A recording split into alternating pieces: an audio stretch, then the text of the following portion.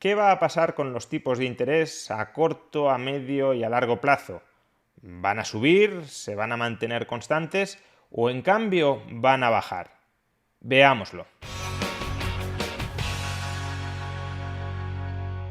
Este miércoles hay reunión de la Reserva Federal para decidir si aceleran la retirada de los estímulos y, en su caso, si empiezan a señalizar subidas de tipos de interés a lo largo del año 2022. ¿Qué va a suceder a partir de esa reunión con los tipos de interés en Estados Unidos?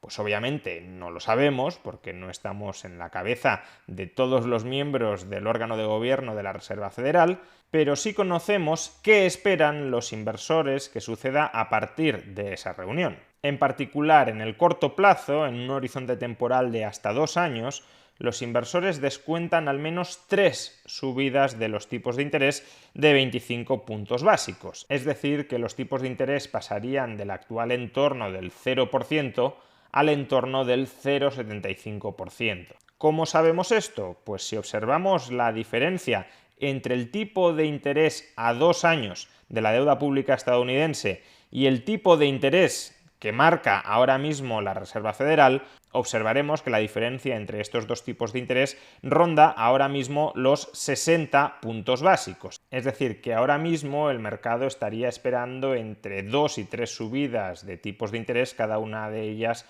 de 25 puntos básicos. ¿Por qué razón? Pues porque nadie está dispuesto a comprar deuda pública a 2 años que pague menos del 0,6%, porque para comprarla más barata del 0,6% prefiere tener el dinero en cash y esperarse a que la Reserva Federal suba los tipos de interés y comprar esos nuevos activos que están pagando el tipo de interés más alto. O alternativamente, aquellos que tienen deuda pública a 2 años que pague menos de un 0,6%, la están vendiendo, la están liquidando para obtener cash, reinvertir esa tesorería a los superiores tipos de interés que esperan que establezca la Fed durante los próximos meses, y claro, si venden, si liquidan sus tenencias de deuda a 2 años, el precio de esa deuda cae y el tipo de interés implícito sube hasta el 0,6% que hemos visto. Además, y como observamos en el gráfico, la expectativa de subida de tipos de interés se ha ido acelerando durante los últimos meses. Conforme la inflación se ha vuelto persistente, los inversores están descontando que la Reserva Federal reaccionará a corto plazo subiendo tipos de interés. Bien, eso es lo que esperan los inversores que suceda en el corto plazo, durante los próximos meses. Pero ¿qué esperan que suceda en el medio-largo plazo? ¿Seguirá la Reserva Federal subiendo tipos de interés? ¿Dejará de subirlos? ¿O incluso empezará a bajarlos de nuevo? Pues aquí las expectativas son más bien que no tendremos subidas persistentes de tipos de interés, sino que más bien asistiremos a estabilización de los tipos de interés en los bajos niveles que se mantendrán después de las posibles subidas que se consumarán en los próximos meses, e incluso, como ahora vamos a explicar, podríamos asistir a recortes, a nuevos recortes de los tipos de interés en el medio plazo. En este gráfico podemos observar el diferencial entre el tipo de interés de la deuda pública estadounidense a 10 años y el tipo de interés de la deuda pública estadounidense a 2 años. Y bueno, más allá de si ese diferencial es mayor o menor, en condiciones normales, como es obvio, el tipo de interés a 10 años supera el tipo de interés a 2 años, lo interesante es la trayectoria que ha seguido este diferencial a lo largo de prácticamente el último año. Lo que estamos viendo es una trayectoria a la baja, es decir, cada vez el diferencial es más estrecho. Y lo mismo cabría decir con respecto a este otro gráfico que refleja el diferencial de tipos de interés entre la deuda estadounidense, deuda pública estadounidense a 30 años y la deuda pública estadounidense a 5 años. De nuevo, más allá de si ese diferencial es mayor o menor, la cuestión es que ese diferencial va cayendo. Durante el último año se ha reducido prácticamente a 1/3 de donde estaba a comienzos de año. Bien, entonces la cuestión es ¿por qué este diferencial de tipos de interés medio-largo plazo, en lugar de estabilizarse o incluso de aumentar, se está reduciendo? La respuesta a por qué ese diferencial no está aumentando es bastante intuitiva. Los inversores no prevén nuevas subidas de tipos de interés en el medio-largo plazo. Y como no prevén nuevas subidas de tipos de interés en el medio-largo plazo, los tipos de interés a medio-largo plazo no están aumentando. ¿Y por qué no prevén nuevas subidas de tipos de interés en el medio-largo plazo? Pues probablemente porque consideran que la Reserva Federal conseguirá mantener a raya la inflación, ya sea porque la inflación viene causada por los cuellos de botella y los inversores confían en que esos cuellos de botella se solucionen solos y por tanto la inflación actual se convierta en desinflación, ya sea porque temen que a medio o largo plazo el crecimiento económico mundial se va a ralentizar y si se ralentiza el crecimiento y se ralentiza el gasto, también se ralentizarán los precios, o ya sea porque confían en que la Reserva Federal tendrá éxito a la hora de controlar el estallido inflacionista actual con las subidas de tipos de interés que va a ejecutar en el corto plazo. Más complicado es dilucidar por qué el diferencial entre la deuda a largo plazo y la deuda a medio plazo no se está manteniendo constante, sino que se está reduciendo. Lo normal sería esperar que ese diferencial se mantuviera constante si es que ese diferencial responde a las diferencias de liquidez entre los bonos a largo plazo y los bonos a medio plazo. Como es más ilíquido estar invertido en un bono a 10 años que en un bono a 2 años, tiene sentido que los inversores reclamen un tipo de interés superior en el bono a 10 años que en el bono a 2 años.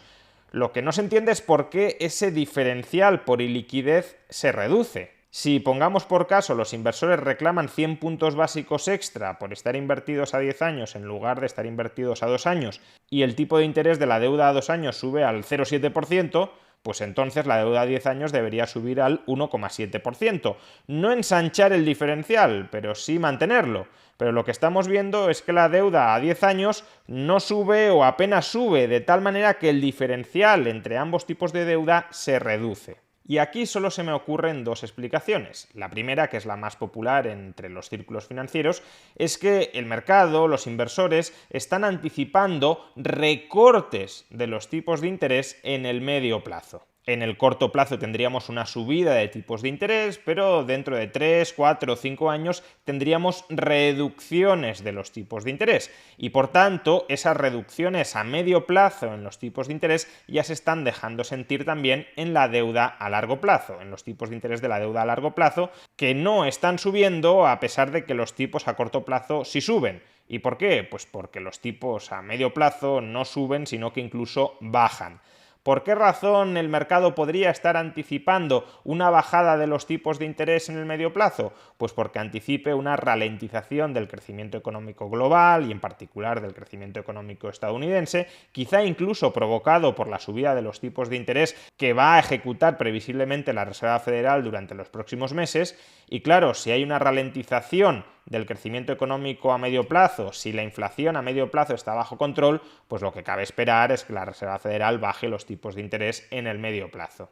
Pero hay una segunda posible explicación, no del todo incompatible con la anterior, de por qué el diferencial entre el tipo de interés de la deuda a largo plazo y el tipo de interés de la deuda a medio plazo se está reduciendo. Y es que se esté reduciendo la prima de liquidez. Es decir, que los inversores no exijan tanta compensación por tener deuda a largo plazo en lugar de tener deuda a medio plazo o a corto plazo que antes. Incluso podría llegar a darse el caso que algunos inversores consideren que es ventajoso tener deuda a largo plazo en lugar de tener deuda a corto plazo. En lugar de una prima de liquidez, podríamos hablar para algunos inversores de una prima de solidez. ¿Y por qué los inversores pueden estar exigiendo una compensación más baja por tener deuda a largo plazo en lugar de deuda a medio o a corto plazo? Pongámonos en los zapatos de un inversor que quiere traspasar su patrimonio financiero desde la actualidad al largo plazo, es decir, que quiere conservarlo y a ser posible incrementarlo un poco o al menos no perder demasiado en el largo plazo. ¿Dónde invierte ese patrimonio si no es en el mercado de bonos a largo plazo? Tiene, por simplificar, tres opciones.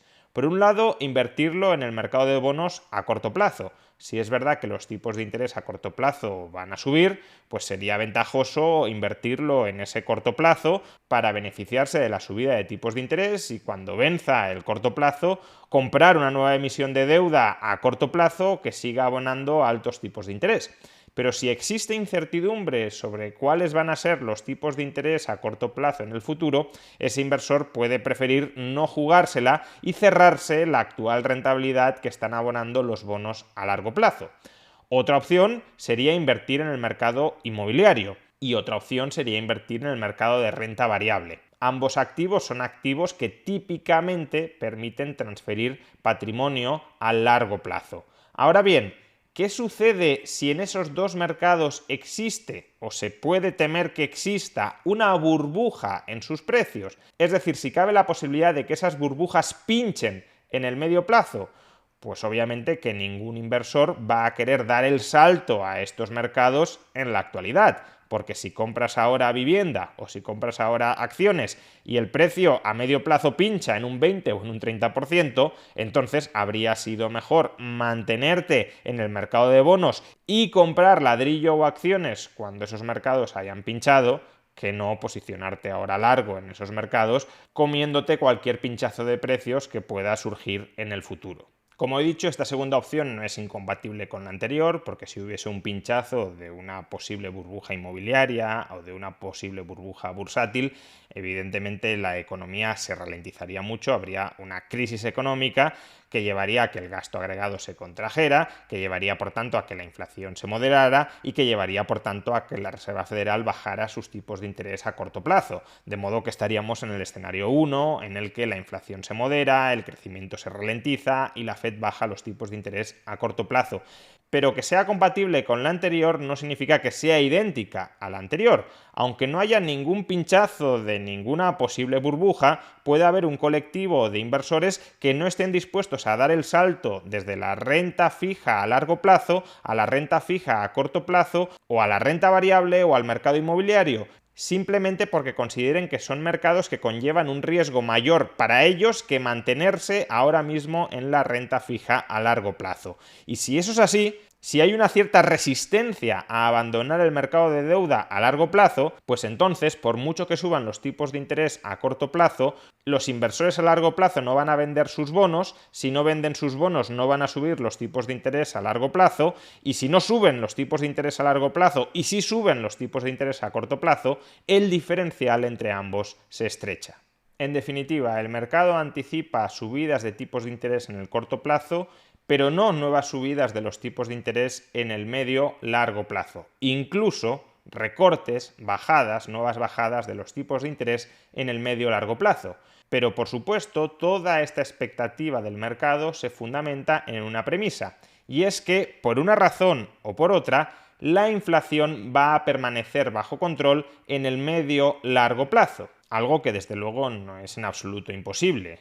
De hecho, en un vídeo anterior ya explicamos que había 3 escenarios sobre qué podría ocurrir con la inflación en el medio-largo plazo y en 2 de esos 3 escenarios la inflación terminaba controlándose.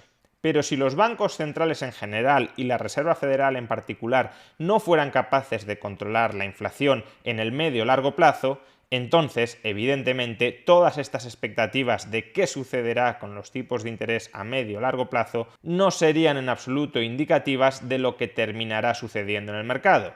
Si la inflación se descontrola, por necesidad, a corto, a medio y a largo plazo, los tipos de interés nominales subirán.